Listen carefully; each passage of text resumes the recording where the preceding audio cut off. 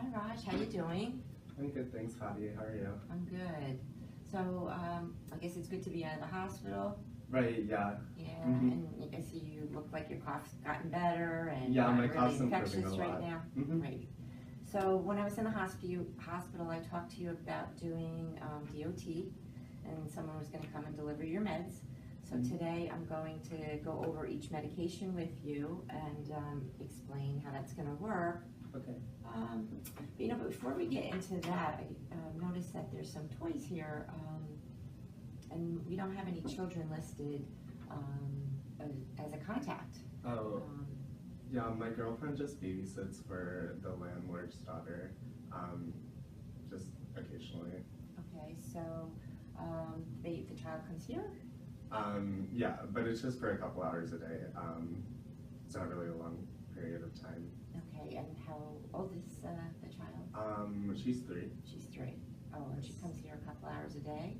Uh-huh. Okay, so this is really important. We really need to know who that child is. We have to bring that child in and get tested. I mean, you never mentioned anything about a child when I was in the hospital and when I was asking you about your contacts. You did not mention a child. And a child with TB or around someone that has TB is extremely serious.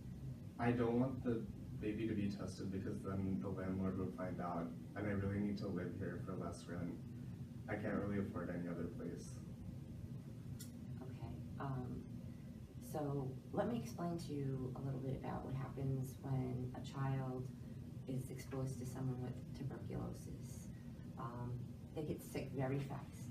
Or when you were exposed, you might have been walking around with infection for quite some time, maybe never even knew it. A child, especially a young child, has no immune system. So when they're exposed to someone with tuberculosis, they can get sick and very sick very quickly. Sometimes it turns into TB meningitis, and a child can actually die from TB meningitis if we don't catch it quickly. And that's why, I really need to test this child,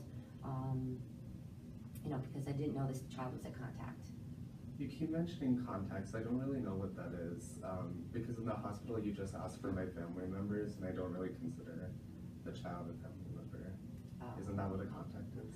Okay, well, you know what, that's a good point. Maybe I should explain that better, but a contact is really just someone that you've been around during the time you were infectious, that you shared kind of airspace with for a certain period of time. It doesn't necessarily have to be a family member.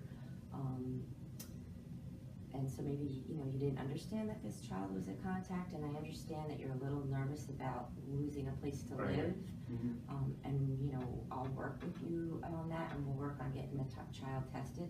But it's really important that I get that information, because we don't want this child to get sick and something bad happen to him because she didn't get tested. Mm-hmm.